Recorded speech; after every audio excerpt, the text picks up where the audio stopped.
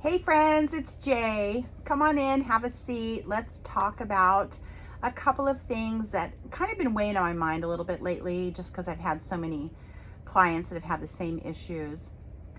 How do you handle yourself and be an example for your children when you're going through a divorce? All right, one of the things that just gets my goat is when y'all put your kids in the middle and start questioning your children about what the other parent's doing. Don't do that. Don't do that. You're putting your child in a position where they're forced to have to be right or answer appropriately. They don't want to be in the middle. Don't put them in the middle. What you can do instead, and I get it, there are people that are divorcing or splitting up and they just cannot stand looking at each other. I get it. I do get that. But you don't have to live with that person. Okay, if you have to see that person for 5 minutes, 3 minutes at an exchange, just for 3 minutes of your life, make it a peaceful exchange. You are not responsible for their actions and you're not responsible for how they're going to respond to you. But what you are responsible for is how you respond, how you act, how you communicate, because guess who's watching? The babies, the kiddos, the tweens, the teenagers, the young adults. They're watching. If you go through difficult situations and you remain peaceful and kind to everybody around you, no matter what the situation is, because you have enough self-control to keep that peace, you are actually setting a huge example for your children. They are witnessing you be a peaceful person. Now, if you're at peace and the other party is becoming combative, well, again, you have no control over how they act. If they want to react or behave badly, let them, because they're choosing how to react to something. And your children will witness one parent staying at a peaceful place, and they will also witness the other parent going completely crazy. Remember these little minds in these little children and young adults and beautiful people that we all create. They grow up to be adults too, and they remember things just like you and I remember things, and they will replay things in their mind over and over. So do you want them, your child, your children, to look back and go, wow, my dad was a complete patient saint. My mom was crazy. Or my mom, I respect her so much because she handled things with grace, humility, and self-control. And my dad was acting a fool. Or my mom and mom, or my dad and dad, or whoever it is in your situation, just remember that remaining calm is twofold. You don't get your blood pressure rising. You don't have to sit there and be just like the other person and lower yourself to their level of fighting and arguing. Stay up here, stay neutral. Nobody's better than anybody on this planet, but what you can be is a better example.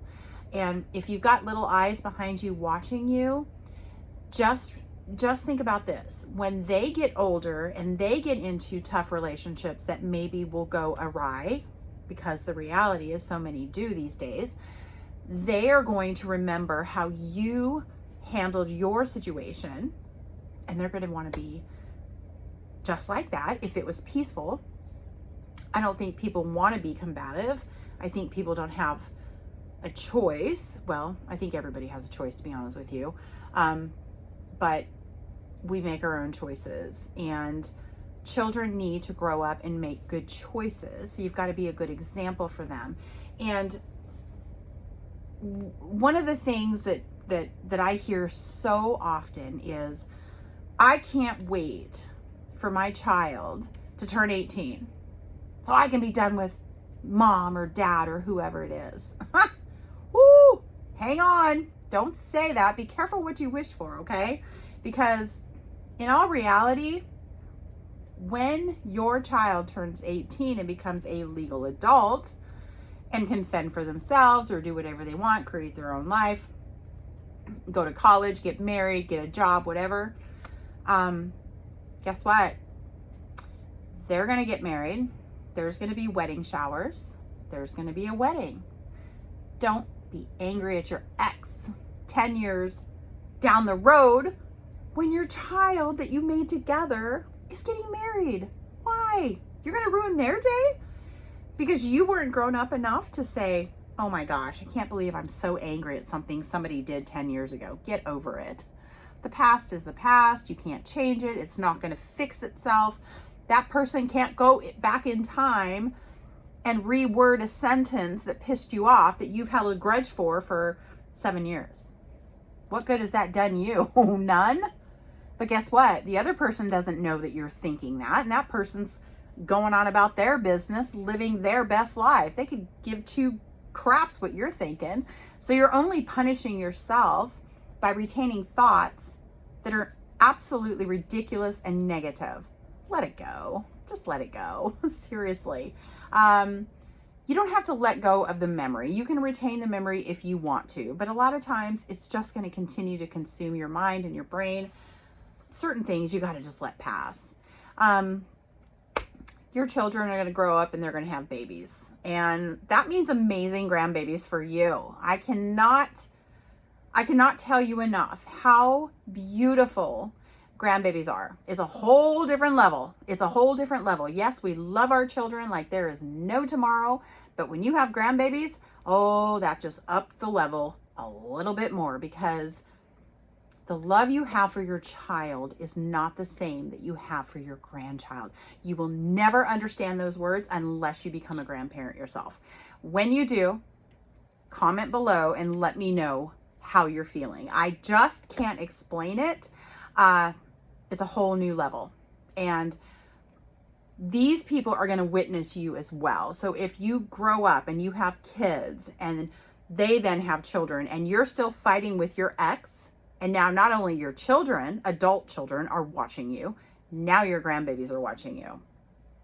That's not a good example. As we get older, we have to be super responsible. I mean, we go through life and we learn lessons. People that are younger haven't experienced a lot of the things that we've gone through. So we should be an example and say, hey, you know what? I know what you're going through is tough and it seems impossible, but you know what? You too will get through this, because this too shall pass. And be a positive example. And just remember, if you're a positive person and you don't create animosity or any harbor any feelings against your ex, your children, your grandchildren are going to remember that, and they're then going to grow up to be upstanding citizens and loving people who want to create kindness and peace in the world. All right. Yes. Do I want peace and love everywhere on this planet? Oh my gosh, yes. I would love that. It would be beautiful if there was just an island of happiness. And I know a lot of this is unrealistic because people simply choose not to change. But just remember, you've got eyes watching you on everything you do. And if you don't think they're watching or listening, they're definitely watching and listening.